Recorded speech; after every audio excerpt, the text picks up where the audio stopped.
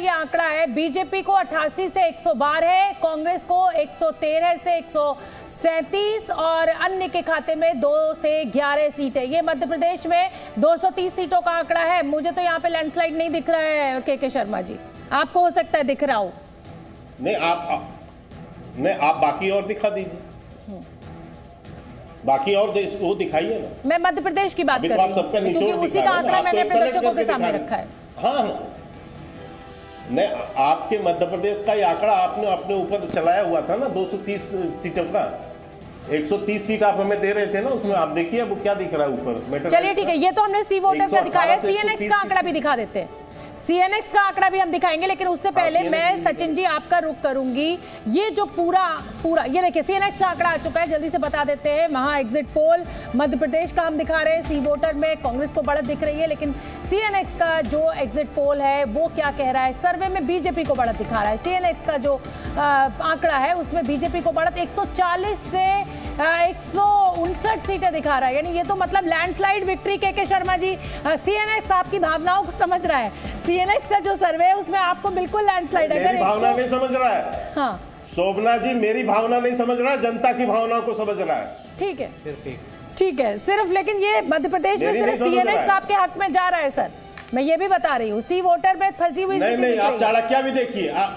हाँ, चाणक्य भी आपके हाथ में जा रहा है। देख लीजिए, ठीक है, ठीक है। सचिन जी आइए, सचिन जी आइए। 151 सीट। इस समय रमन सिंह कुछ कह रहे हैं, सुन लेते एक बार।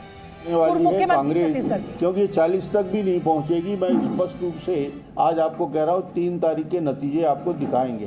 भूपेश बघेल जी ने भी कहा है कि जो 57 जो दिखाया जा रहा है कि पोल को 75 में कन्वर्ट हो सकते हैं।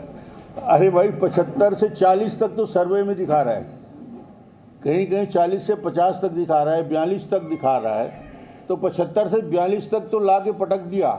वोटों का परसेंटेज भारतीय जनता पार्टी 15 से 48 तक हम इनके सर्वे में पहुंचे, मगर ये जो एग्जिट पोल दिखाया जा रहा है वो ऐसा लगता है कि कहीं ना कहीं बस्तर और सरगुजा के जो वोटों का परसेंटेज है उस आधार पर रिजल्ट को लाते हुए नहीं दिखाया है।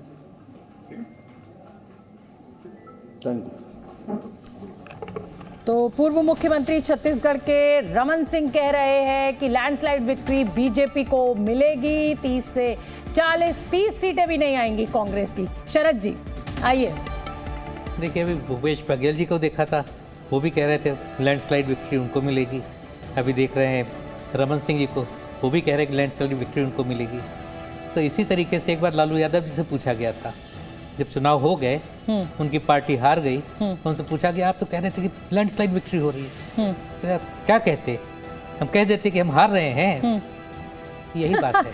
तो सभी मतलब पार्टियों के साथ ये देखिए, ये तो मैं आपको बताऊं, मेरा बड़ा अनुभव लंबा है और चुनाव नतीजे, एग्जिट पोल, ओपिनियन पोल हमने बहुत किए हैं, और ये बिल्कुल अंत तक आप समझिए नतीजे आ रहे होंगे, नतीजों में दिख रहा होगा कि पार्टी हार रही है, लेकिन इन नेताओं के जज्बे को मैं सलाम करती हूँ जो कहते हैं कि नहीं अभी तो इतनी सीटें बची हुई हैं, अभी देखिएगा तस्वीर पलट सकती है। क्यों के शर्मा जी, सलाम करती हूँ मैं नेताओं के जज्बे को।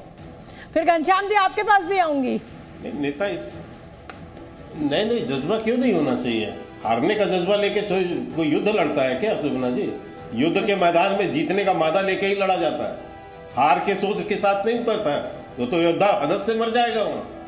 इसलिए ये भी चुनाव भी एक तरह की रणभूमि ही है, जहाँ जनता का आशीर्वाद लेना है। तो एक आशाओं के साथ हम उतरते हैं, अपने कामों के विश्वास के साथ उतरते हैं, और उस विश्वास के साथ कि जनता हमको आशीर्वाद देगी, और जनता आप जो दिखा रही है उसमें हमें आशीर्वाद मिल रहा है जनता का। ठीक है, तो तेलंगाना का मेटेराइज का सर्वे एक बार दिखा देते हैं। मेटेराइज के सर्वे में तेलंगाना में क्या आंकड़े आ रहे हैं? हालांकि जो पोल ऑफ पोल्स है वो ये कह रहा है कि सब कांग्रेस यहाँ पर बढ़त बनाई हुई है। तो विधानसभा में 119 सीटें तेलंगाना के। मेटेराइज का सर्वे जो है वो बीआरएस को 46 से 56 सीटें दे रहा है, कांग्रेस को 58 से 68 सीटें दे रहा है, बीजेपी को 4 से 9। बीजेपी के लिए अच्छी बढ़त है, 1 सीट से 4 से 9 पर है, और एमआईएम जो है वो 5 से 7 है, अदर्स के खाते में 1 सीट है।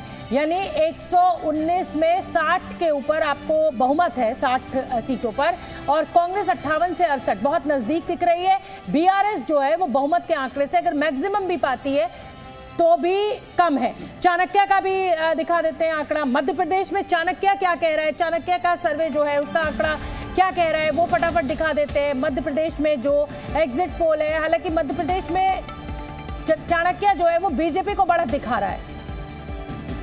टुडेज चाणक्य जो है वो कहता है बीजेपी को बढ़त का अनुमान, बीजेपी को 151 और ब्रैकेट में 12 सीटें यानी प्लस माइनस 12 है ये। कांग्रेस को 74 प्लस माइनस 12 सीटें हैं, अन्य को 5 प्लस माइनस 4 सीटें मिल सकती हैं, ये टुडेज चाणक्य का आंकड़ा कह रहा है। घनश्याम जी आइए, मैं नेताओं के जज्बे को सलाम कर रही थी कि बिल्कुल हारने को तैयार होते हैं लेकिन फिर भी, और ये अच्छी बात है, ये इसको अप्रिशिएट करती हूँ, उसकी मैं तारीफ करती हूँ। देखिए, जज्बा केवल उतना ही नहीं है, भारतीय जनता पार्टी के नेताओं में ये भी जज्बा होता है कि आप नरेंद्र मोदी जी की तस्वीर रख दीजिए, अब बोलिए वेव है, उसके पीछे आंकड़ा फिट करते रहिए। आप ये मत बताइए कि 2023 में जो चुनाव हुआ था वहां पे छत्तीसगढ़ में 58% वोट भारतीय जनता पार्टी को आया था, आप बोले 15 से 44 जा रहे हैं। ये मत बताइए कि आपको 58% वोट आया था पिछले चुनाव में जिसमें नरेंद्र मोदी जी की तस्वीर थी। ये मत बताइए कि मध्य प्रदेश में आपको 50% वोट मिला था या राजस्थान में इतने वोट मिले। जिन राज्यों में आपने नरेंद्र मोदी जी के नेतृत्व में क्लीन स्वीप लोकसभा में किया था, उन राज्यों में उसके बाद ये चुनाव है और उसमें लगभग 10% कम वोट आपको आ रहे हैं, लेकिन आप बोलिए हम 15 से 45 पहुंच गए। तो ये जनता को ठगने का भी एक जज्बा है जो भारतीय जनता पार्टी जिसमें माहिर है। ये उसी तरीके से है कि आप 5 साल तक 1200 रुपए का सिलेंडर दीजिए, पूरा देश 1200 रुपए दे रहा है, जबकि पूरे देश ने वोट किया था 300 रुपए के सिलेंडर के लिए। और जिस राज्य में आपकी चुनाव में पकड़ ढीली हो रही है उस राज्य में बोलिए मोदी जी की गारंटी है 400 रुपए। अरे ये 1200 भी तो मोदी जी की गारंटी है। ये जो 2 करोड़ लोगों को रोजगार नहीं मिला वो भी मोदी जी की गारंटी है। जो अडानी जी नंबर 1 बनने की कोशिश कर रहे हैं वो भी मोदी जी की गारंटी है।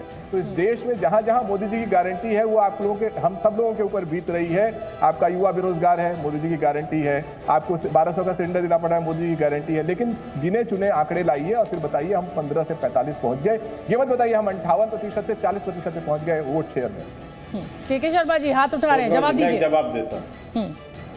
हाँ, मैं जवाब इसलिए देता हूं क्योंकि इनको लोकसभा और विधानसभा के आंकड़े मिला रहे हैं, लेकिन यही घनश्याम तिवारी को ज्ञान है लेकिन बोलेंगे नहीं।